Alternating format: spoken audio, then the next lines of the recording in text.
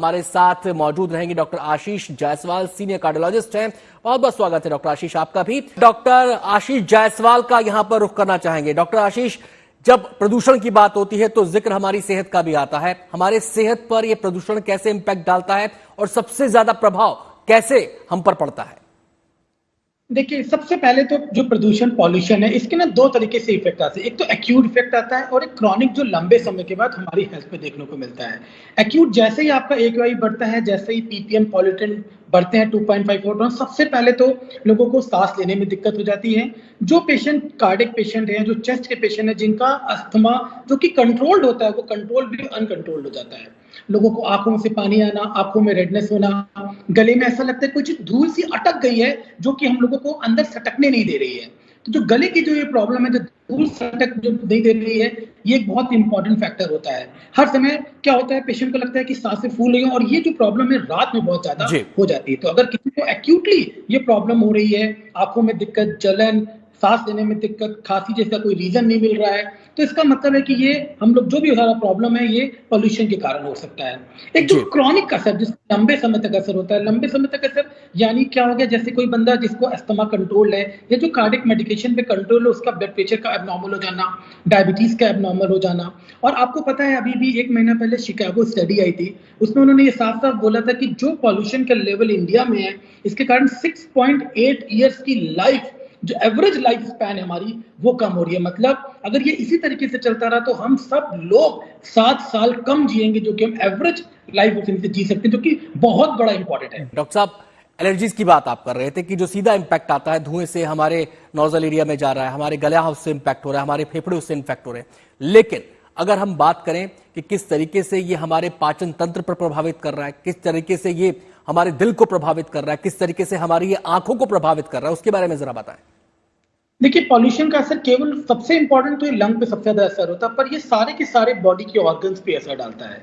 जहां से हम बात करें, जो सबसे पहले हमारे आईज और नोज की जो हमारे साइनस हैं, इनमें सबसे पहले असर डालता है, क्योंकि ये डायरेक्टली कॉन्टैक्ट में आते हैं। उसके बाद जो ये पॉल्यूटेंट्स, जो मेनली जो PM 2.5 है, क्योंकि वो हमारे बॉडी के अंदर, लंग के अंदर सस्पेंडेड रहता है, जो कि मेन प्रॉब्लम करता है। इनफैक्ट जो अभी का पॉल्यूशन है, उसे PM 2.5 ही बढ़ा हुआ है, इसीलिए इतना ज्यादा मार्क लोगों के पेशेंट भी बढ़ने लग गए हैं। जो पेशेंट, जो अच्छे पेशेंट, जो एकदम सिक्योर पेशेंट है, वो भी ब्रेथलेसनेस करके या कॉफ, एक्सपेक्टोरेशन करके आने लग गए हैं। अगर आप बात करते हैं डाइजेस्टिव सिस्टम में भी, तो ये देखा गया, जिस तरीके से एक ब्रेन फॉग जैसे होता था कोविड में, वैसे जैसे पॉल्यूशन आता है, लोगों को ब्रेन फॉग होने लग जाता है, इंडाइजेशन होना चालू हो जाता है।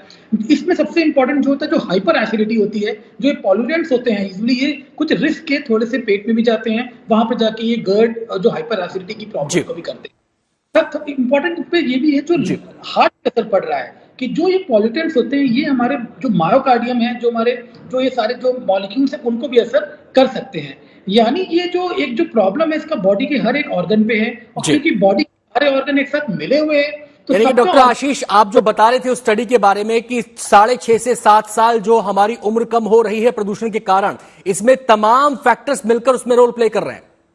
यस, ये जो स्टडी आई थी कि जो इफेक्ट पॉल्यूशन का इंडियन सब कॉन्टिनेंट पे क्या है, तो शिकागो बेस्ड स्टडी है। उन्होंने जो पूरा का पूरा मल्टीवेरिएट एनालिसिस लगा के देखा कि जो ये पॉल्यूशन बढ़ा, आप देखिए, मोस्ट कॉमन, पहले हम लोग बोलते थे most common cause of lung cancer is smoking, पर नाउ इट इज 50% ऐसे हमारे पास पेशेंट है जिसमें स्मोकिंग रिस्क फैक्टर ही नहीं ना। तो रिस्क फैक्टर क्या है? That is factor is pollution. आजकल देखिए, हर चौथे को क्या हो रहा है, किसी को कोलोन कैंसर हो रहा है, किसी को ये कैंसर हो रहा है। तो इसमें जो ये रिस्क फैक्टर्स है, बिकॉज जो हम केवल यहाँ पे एयर पॉल्यूशन की बात नहीं हो रही, यहाँ पे जो फूड भी जा रहा है। आशीष जी, इंपैक्ट क्या है ये हमने समझ लिया, लेकिन इंपैक्ट से बचना क्या है, वो कैसे? खान पान में किन बातों को लेकर हम ध्यान रखें और किस तरीके से हम कौन कौन से जो एहतियाती उपाय हैं वो अपनाएं? सबसे पहले तो इंपॉर्टेंट ये है कि जो लोग ससेप्टेबल लोग कौन ज्यादा है, सबसे ज्यादा बच्चे और जो एल्डरली है, उनको सबसे ज्यादा प्रॉब्लम होती है। यानी जब भी मॉर्निंग के समय जब AQI बहुत ज्यादा रहे, मॉर्निंग और इवनिंग में वो वॉक को अपना अवॉइड करें। यूजुअली अगर उनको वॉक करनी है तो दोपहर के समय में, जब थोड़ा AQI कम रहता है, उसके दौरान आपने जहाँ पे ढेर सारे प्लांट्स हो, वहीं पे वो वॉक करें। सेकेंड इंपॉर्टेंट पॉइंट है कि हम बच्चों को जब भी AQI या बहुत जगह धूल उड़ रही हो, तब बच्चों को बाहर ना भेजें, क्योंकि आपको पता है PM 2.5 दिल्ली यार में धूल के कारण ही सर्कुलेट होता है। तो बच्चों को अगर बाहर एनवायरमेंट ठीक ना हो, उनको बाहर मत भेजें। थर्ड इंपॉर्टेंट पॉइंट है बच्चों के लिए, जो बच्चे एस्थमेटिक हैं उनके लिए सबसे इंपॉर्टेंट है वो अपने इनहेलर्स प्रॉपर्ली, क्योंकि बच्चों में प्रॉब्लम सबसे ज्यादा बढ़ती है। बच्चों को स्टीम इनहेलेशन दे और घर के अंदर वाटर अपना जो एयर प्यूरिफायर होता है उसको इम्प्लांट करें, उसको अपना यूज करें। उससे भी घर के अंदर भी हमारा एक्वाइस सस्टेन रहता है, क्योंकि घर में हम लोग 16 घंटे रहते हैं, बाहर तो हम लोग 8 घंटे रहते हैं। प्यूरिफायर्स के साथ साथ बात कुछ प्लांट्स लगाने की भी होती है डॉक्टर आशीष, तो जो प्लांट्स लगाने की बात भी होती है कि कुछ प्लांट्स लगा लिए जाएं तो वो भी हेल्पफुल होते हैं। देखिए स्टडीज हैं, प्लांट से बहुत फायदा नहीं हुआ है, क्योंकि हम इसको क्वांटिफाई नहीं कर सकते कि वो कितना हमारा पॉइजनस या जो गैसेस उसको एब्जॉर्ब करते हैं। हाँ डेफिनेटली एक मेजर हो सकता है, आपको अंदर प्लांट, कुछ प्लांट है राउफेलिया जैसे जो बहुत अच्छा काम करते हैं, पर अगेन ये बहुत माइक्रो लेवल पे है। मुझे नहीं पता वो प्लांट कौन सा है, वो बंदा कौन सा प्लांट बेच रहा है, कौन सा प्लांट घर पे लेके आएंगे। तो ये थोड़ा सा डिबेटेबल इश्यूज है कि इसको हम लोग कर सकते नहीं कर सकते। पर जो ये पॉइंट्स मैं बोल रहा हूँ कि अपनी मेडिसिन लें, बाहर मत निकलें, अपनी डाइट का ध्यान दें, एयर प्यूरिफायर लगाएं, ये सभी के सभी हम लोग इंडिविजुअल लेवल पे ये तो हुए एहतियाती कदम। अब जरा बात कर लेते हैं अपनी ईटिंग हैबिट्स की भी, क्योंकि खान पान का भी जुड़ा मसला है इसमें, जो हमारी इम्यूनिटी को स्ट्रांग करे, जो हमें पोल्यूशन से बचाए। बहुत सारे नुस्खे हमारे दादा दादी से हम सीखते आए हैं कि गुड़ खा लीजिए, काली मिर्च खा लीजिए, अदरक खा लीजिए, शहद खा लीजिए। तो खान पान में क्या ध्यान रखें? देखिए सबसे इंपॉर्टेंट क्या है कि बैलेंस डाइट खाना बहुत जरूरी है। डाइट जिसके अंदर फ्रूट्स बहुत हों वो बहुत ज्यादा जरूरी है। डाइट्स जिसके अंदर हमारे ढेर सारे एंटीऑक्सीडेंट्स वो जरूरी है।